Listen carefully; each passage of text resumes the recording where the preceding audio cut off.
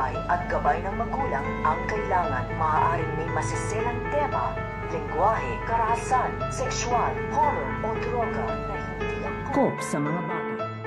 Ito na nga ba ang magiging huling sandali nito nga ni Lola Tanding dahil sa pagbabalik nga nila dito nga sa bahay nito nga ni Rigor, galing nga dito nga sa presinto ay muli nga ditong magkakainitan. Ito nga si Lola Tanding at itong nga si Rigor. So ito nga si Rigor ay bubunot na nga ito ng kanyang baril at tututukan na nga dito ito nga si Lola Tanding dahil nagbanta nga rin dito ito nga si Lola Tanding na may dudukutin nga rin ito dito nga sa kanyang bulsa, kaya napaputukan nga nito nga ni Rigor ito nga si Lola Tanding at natamaan nga dito ito nga si Lola Tanding at isusugod na kanila ito dito nga sa ospital. Kaya galit na galit nga dito ito nga si Marites dito nga sa ginawa nito nga ni Rigor dahil binaril nga na dito ito nga daw kanyang ina na ito nga si Lola Tanding. So pakakaabangan nga natin dito kung ito na nga ba ang mga magiging huling sandali nito nga ni Lola Tanding dahil sa pagkakabalin nga sa kanya nito nga ni Rigor.